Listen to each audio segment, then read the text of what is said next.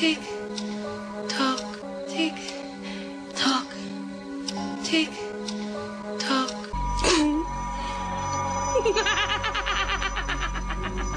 During the heat wave, I started the fire at the palace. It only took a couple of minutes for the whole place to go up. I didn't realise Hayley was in there at the time, just that it was the first place Sarah was arrested. And Hayley got out.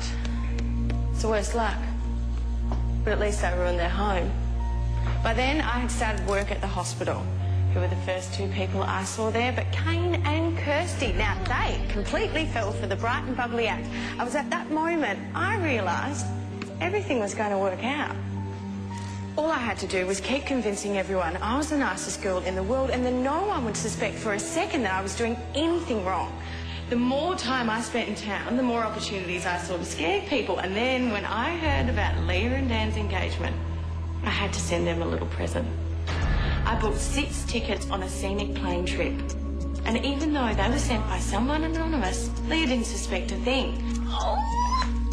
I tampered with the plane's engine, messed around with its radio, and it went down just like I had planned. But they all survived, thanks to that heroic pilot. I'd heard on the grapevine that some fool employee had made a threat against the plane company, so I framed him for the accident, and the police bought it, hook, line and sinker. After that, I had to bide my time, but, Sally, I was getting bored. My best chance to get at people was when they were all gathered together. Well, I don't suppose there's any big do's coming up. I could wrangle an invite. And then Hayley said there wasn't. So I decided to amuse myself. That's why I sent the letter to the diner. I wanted people to be living in fear. You all deserve nothing less for what you did to Sarah. And from then on, the hysteria just played into my hands. I overheard Robbie and Tashi talking about a tape that had Mark and Josie's argument on it. And then when I heard about the town meeting, well, it was a perfect opportunity. So when you were all gathered together, I decided to go out, give a few of you a scare. I went to the Hunters first and I picked up the tape. That's where I left my first calling card. I'd heard heaps of stories about how Sarah kept saying that on the night of that siege. So I knew it would be perfect. I knew I would freak people out. Next, I went to your place. You trashed it. You took that photo.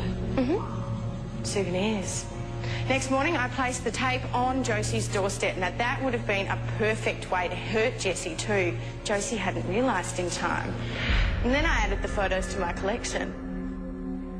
Everything was going to plan, but I knew one slip-up could ruin everything. That's why I covered for Flynn at the hospital when I found those drugs. I wanted to tell that secret. Believe me, it would have been a great way of getting at the two of you. But I had to keep everyone on side. And I succeeded. I was the girl that everybody loved. And then the police started moving in on the Stalker and I knew I had to act quickly, so I did the only thing I could. I dug up Zoe's bag and started looking for a fall guy. Mark. Mm-hmm. That's when the real fun began.